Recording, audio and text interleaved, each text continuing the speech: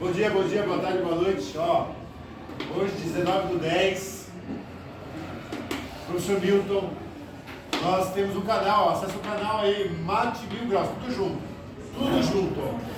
Lá não tem nada separado aqui, porque ontem um aluno escreveu separado, aí foi parar em outro canal, não tem nada a ver. Inscreva-se, curta os videozinhos, assista bastante, para você ficar fera em matemática, passar nos vestibulares da vida. Compartilhe com seus coleguinhas que não têm facilidade em matemática e ative as notificações. Olha, tudo usando mapa mental. Eu sou apaixonado por mapa mental. Tanto é que fiz um aqui para explicar sobre a equação de segundo grau e seu gráfico. Ó, nós vamos falar sobre a equação de segundo grau e seu gráfico. É muito importante saber identificar, a partir de uma equação do segundo grau, o gráfico. Qual gráfico corresponde à equação tal? A figura que vai aparecer para você não é mais uma reta, igual na equação do primeiro grau. Agora, a figura tem o nome de parábola. É só você lembrar da antena parabólica. A antena parabólica não é assim, ó, desse formato. Por que ela tem esse formato? Para captar os sinais, as ondas dos sinais das emissoras de televisão.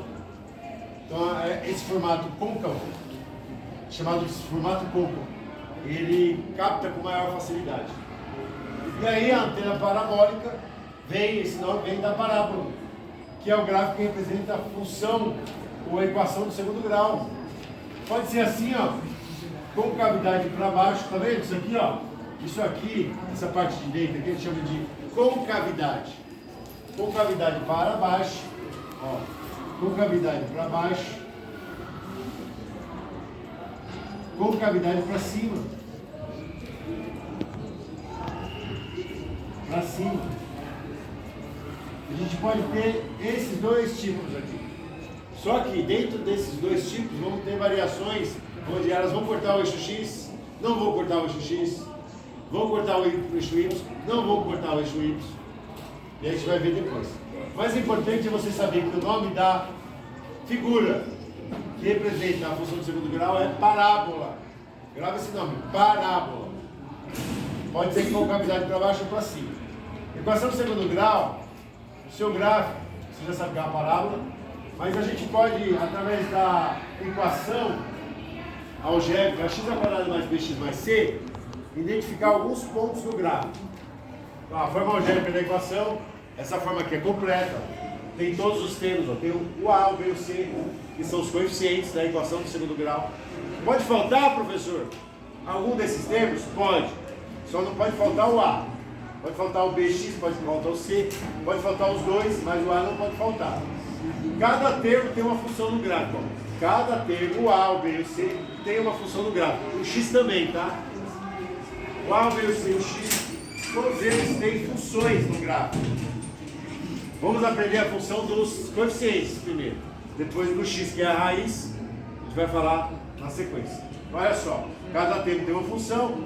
Vamos começar pelo coeficiente angular, que é o A, que vai na frente do x ao quadrado. O A ele pode ser maior do que zero ou menor do que zero. Maior do que zero é positivo. Sinal positivo, vai ter um sinal de mais aqui, ó. Ou não, né?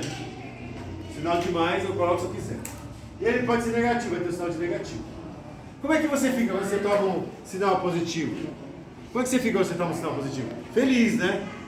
Você dá risada. E quando você toma um sinal negativo? Fica triste. É só você lembrar disso. O positivo é feliz, o negativo é triste. Então, ó, indica a concavidade da parábola, o A. Então, se o A for positivo, professor, o que é positivo? O A é maior do que zero. O A é maior do que zero. Maior do que zero é o 1, é o 2, é o 3. Vai embora. Se o A for um número maior do que zero, a parábola vai estar sorrindo, ó, a carinha aqui, ó. Tá pegando aqui? O A está sorrindo, ó. A carinha tá feliz. E aí a gente diz que a concavidade é para cima, ó. A concavidade é essa parte de dentro aqui, é para cima. Se o A for o quê? Positivo. Mas se o A for negativo, professor, aí negativo é igual você tomar um ponto negativo do professor.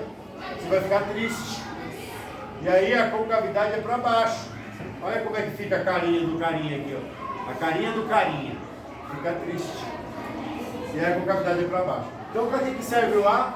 Para dizer para você como é que vai ser a concavidade da parábola. Para cima ou para baixo. Beleza? Então é para isso que serve o A, coeficiente angular. Vamos agora falar sobre o termo independente. Então, você tem o termo independente. Ó, a palavra independente significa que você não precisa de ninguém. Você se vira sozinho, não é? O A precisa do x ao quadrado, ó. O B precisa do x, o C não tem ninguém do lado dele. E ele é totalmente independente, sozinho. Ele se vira sozinho. E ele indica o ponto onde a parábola corta o eixo Y. Olha, ele vai dizer para você onde ela vai cortar o eixo Y. Se o C for negativo, vai cortar o eixo Y no negativo. Se o C for positivo, vai cortar o eixo Y no positivo. Só para isso que ele serve. Vai dizer para você onde que a parábola corta o eixo Y. Fácil? Fácil. Agora, o termo não menos importante, mas o menos falado, não menos importante, mas o menos falado, é o termo B, é o coeficiente B, porque ele mostra para a gente como a função, como o gráfico, né, da função, o gráfico da função, o gráfico, vai cortar o eixo Y, se vai ser crescente ou decrescente, crescente ou decrescente. Professor, como que é crescente ou decrescente? Ó, aqui, ó, está acontecendo o quê? Está aumentando, é crescente. E decrescente? Decrescente é assim, ó. Está diminuindo. Decrescente. Tá? Então, dependendo do sinal do B, se for positivo é crescente. E se for negativo, decrescente. Seria essa lógica. Mas a gente vai estudar com mais calma isso, para ver se é isso mesmo. Ele vai mostrar também o lado do Y, o lado do Y. O lado do Y, ó. O Y está aqui, né? Onde o vértice da parábola fica. O vértice da parábola é o ponto máximo ou mínimo. Ó, ponto máximo. Aqui é o ponto mínimo. E o ponto máximo, professor? Seria quando ela está assim, ó. Ponto máximo é o pico. Aqui seria o pico, o cume da montanha. É chamado de vértice. Se ele vai estar no lado positivo ou se ele vai estar no lado negativo do eixo Y. Esse vai ser o que o B vai indicar para a gente. Professor, não precisa me preocupar muito com o B, não. Mas você vai ter que saber para que serve identificar no gráfico. Você tem que se preocupar bastante com o A e bastante com o C. Porque a partir desses dois aí, você consegue resolver várias questões onde ele dá o gráfico e pede para você identificar a equação. Onde ele dá a equação e pede para você identificar o gráfico. E a maioria dos alunos perde essa questão, que é uma questão que você precisa nem fazer conta. É só você olhar. O A é positivo ou o A é negativo? Se for positivo, está sorrindo, com cavidade para cima. Se for negativo, está triste, com cavidade para baixo. Só isso aqui você já resolve um monte de questão, sem fazer conta. O C é positivo? É, então vai cortar o eixo Y no positivo. Lá em cima, vai cortar lá em cima. O C é negativo, então vai cortar o eixo Y lá embaixo. Negativo. Se você souber isso, nossa, você passa na frente de vários candidatos na disputa por uma vaga em uma boa universidade. Na nota do Enem. E muitos alunos erram. Eu já corrigi provas onde era só isso que tinha que saber. E o aluno, bom aluno, que ia bem na aula, errou.